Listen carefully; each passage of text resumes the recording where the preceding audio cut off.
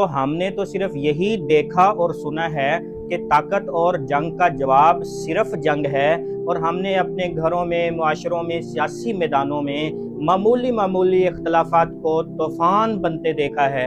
لیکن سیرت کا مطالعہ ہمیں یہ بتاتا ہے کہ غیر معمولی حالات میں بھی ایسا حل تلاش کیا جا سکتا ہے جو سب کے لیے عزت کا باعث بن جائے، اور جس کے نتیجے میں خونی تصادم کو بھی ٹالا جا سکتا ہے۔ اعلان نبوت سے قبل جب حضور نبی کریم کی عمر 35 برس تھی، خانہ کعبہ میں بھی کچھ ایسا ہی بحران پیدا ہوا۔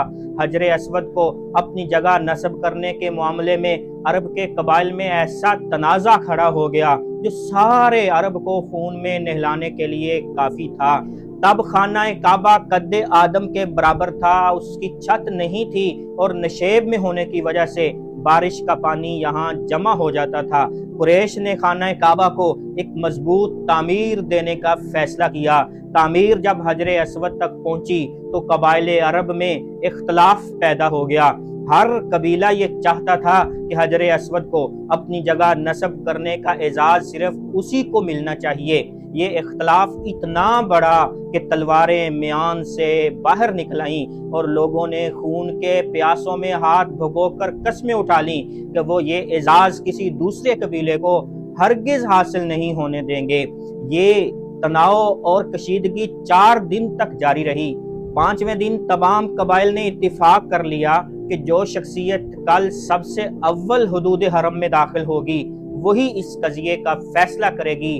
چنانچہ اگلی صبح جو شخصیت سب سے پہلے خانہ کعبہ میں داخل ہوئی وہ حضرت محمد صلی اللہ علیہ وسلم کی تھی، جن کو دیکھتے ہی تمام قبائل بیک زبان گویا ہوئے، ھذا محمد ھذا الصادق الامین رضینا بہ۔ یہ محمد ہیں، یہ صادق بھی ہیں، یہ امین بھی ہیں، ان کے فیصلے پر ہم سب راضی ہوں گے۔ چنانچہ حضور نبی کریم صلی اللہ علیہ وسلم نے حکمت و بصیرت اور اپنی قوت فیصلہ کی بدولت اس قضیے کا ایسا عالمی معیار کا حل پیش کیا کہ جس نے سب کو آج تک ورطۂ حیرت میں ڈالا ہوا ہے۔ حضور نبی کریم صلی اللہ علیہ وسلم نے ایک چادر بچھائی، حجر اسود کو اس چادر پر رکھ دیا اور فرمایا کہ دعوے دار قبائل کے تمام سردار اس چادر کے کونوں کو اٹھائیں۔ جب حجر اسود اپنی جگہ کے قریب پہنچا تو حضور نبی کریم صلی اللہ علیہ وسلم نے اپنے ہاتھوں سے حجر اسود کو اپنی جگہ نصب کر دیا۔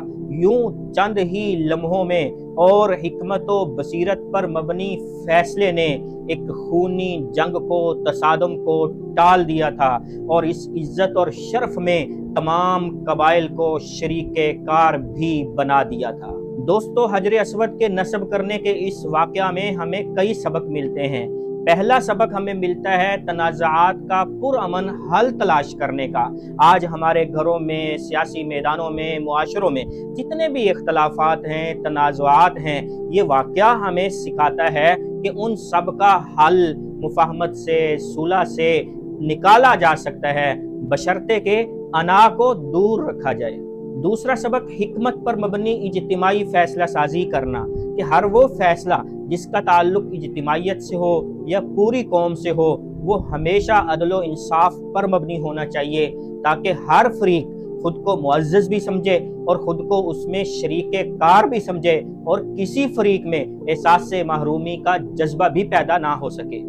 مختصر یہ کہ حجر اسود کو نصب کرنے کا یہ فیصلہ ہمیں یہ سکھاتا ہے کہ حقیقی قیادت وہی ہوتی ہے جو قوم کو توڑنے کی بجائے اس میں جوڑ پیدا کرتی ہے، اور جو طاقت کے استعمال کی بجائے باہمی عزت اور امن کی راہ ہموار کرتی ہے۔ اگر یہ پیغام اچھا لگا ہو تو دوسروں کے ساتھ لازمی شیئر کریں، اور پلیٹ فارم کو لائک، سبسکرائب کرنا مت بھولیے۔ اپنا خیال رکھیے۔ اللہ حافظ۔